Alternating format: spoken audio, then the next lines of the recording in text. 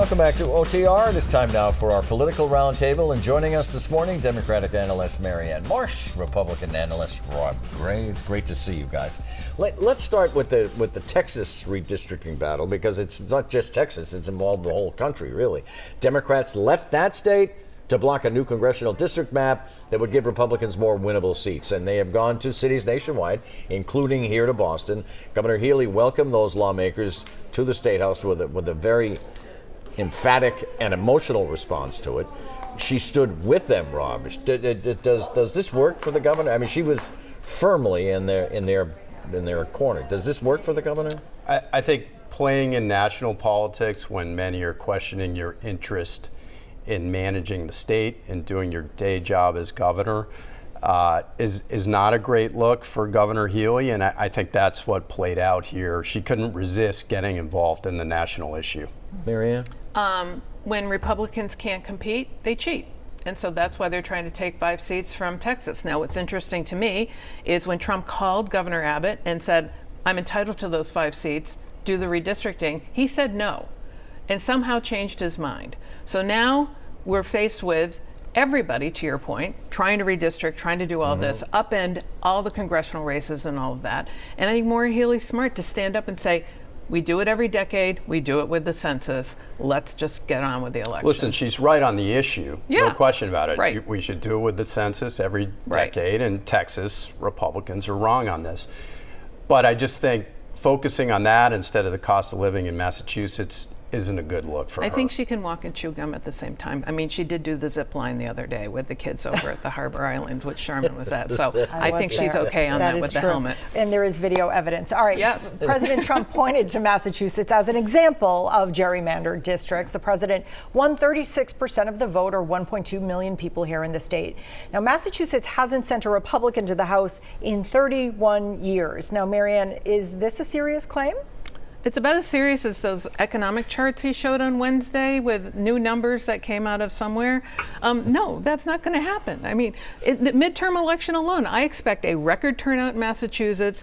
Everything Trump's done to Massachusetts and the country, Republicans, to your point, haven't won here in 31 years. I don't think it's going to happen in 2026, no matter whether you use a Sharpie and draw it any way you want. What do you think, Rob? I mean, sure, our 9 congressional districts are somewhat gerrymandered, but there's not a correlation between the Republican presidential vote total and congressional districts, whether it's in a Democratic state or a Republican state. That's the reality.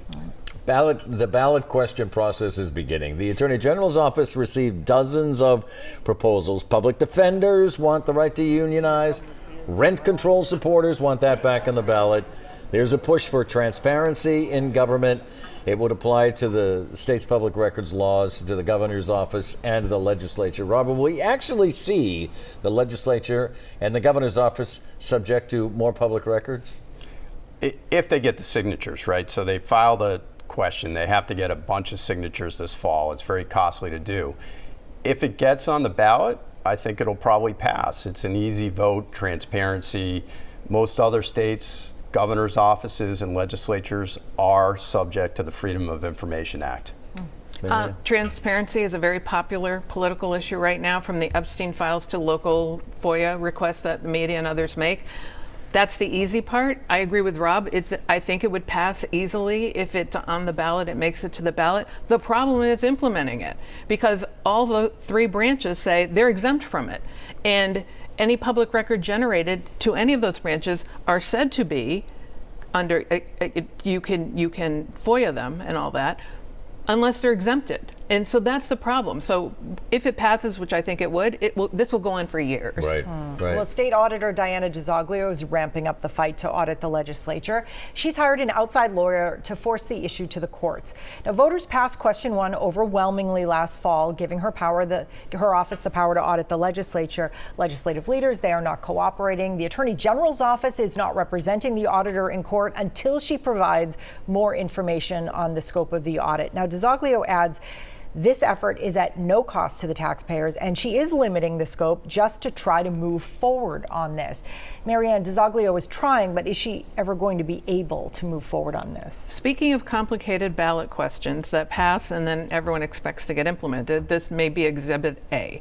The fact is, there's a serious question about separation of powers. I mean, that's a very serious thing, and we're seeing it played out in the nationals with Trump, stepping on Congress, stepping on the courts, and all that. So that's very serious. Number one. Number two, the Attorney General claims that she's not getting enough information from the auditor to be able to make this decision and all that. And last but not least, I don't ever recall a private citizen personally paying for a case like this, and I think it is worth looking into, especially, again, the pattern and the national level of wealthy individuals paying for things that are normally the function of a government or something else. So I think all three of those things have concerns, and I would encourage everybody to get together and work on it to resolve it. Does she get her day in court? What do you think? I mean, probably, but I think this is mostly an insider political sideshow. Just because 70% of people voted for this question doesn't mean that people are passionate about it or care about it. It was an easy vote on the ballot, just like voting for FOIA will be an easy vote if it gets the signatures. Transparency, as you mentioned. Yeah. Next item, Boston Mayor Michelle Wu has blasted the Kraft Group's proposal for a stadium in Everett. She called their mitigation offer unserious. The president of the New England Revolution, on the other hand, the soccer team, says that there has been progress, but another story is being told publicly. He said that the mayor is prioritizing politics over a fair agreement. And Wu says that her opponent, Josh Kraft, is a pre-approved owner in waiting for the New England Revolution. Kraft denies that claim. Rob, what's going on here? I think Wu has Kraft in a tough spot on this issue. Josh Kraft, not... Yeah. That's right. Well, both Krafts, both really, Krafts, right? Really, but yes, her opponent, she's painting herself as being on the side of the people. Let's get more money for Boston from these billionaires in mitigation. And by raising that, she's reminding people that Kraft is the son of that billionaire. Josh Kraft is the son of that billionaire, and raising the specter of whether he would have conflicts of interest if elected mayor. Rob's spot on right. I mean, the political objective that Michelle Wu had was to convince everyone that Josh Kraft actually had a say in this fee that they were negotiating that's now in mediation. So she hung that around his neck. And the last part of it is she's really been able to show everybody that if he were mayor, he would put his family before them. And so on that point, win-win for Michelle Wu. Well, for the record, Josh Kraft sat here and said he would recuse himself if he was elected mayor from events that dealt with the stadium. You're looking at me like I'm weird here. Well, we should go to the video, and it took him about 10 seconds to come up with that after he was looking at the ceiling. Good point. Well, Kraft, meanwhile, is accusing the mayor of failing to be transparent about the whole issue around White Stadium and how much it will actually cost. The mayor is saying, well, she might know the final cost estimate later in the year, by the end of the year, which is, of course, as we know, after the election. Marianne, he continues to raise this as an issue, but is it working? I mean, the one thing you can't get back in a campaign is time, and the time for that was 6 months ago when Rob and I say this all the time, should have run ads from other people saying what a great guy is.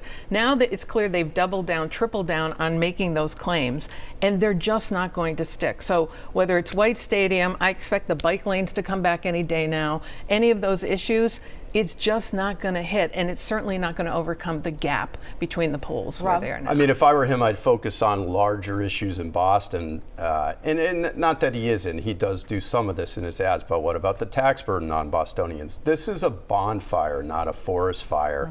This issue, it's an insider political issue, this stadium in one little small area of Boston. All right. We continue on the record. Stay with us.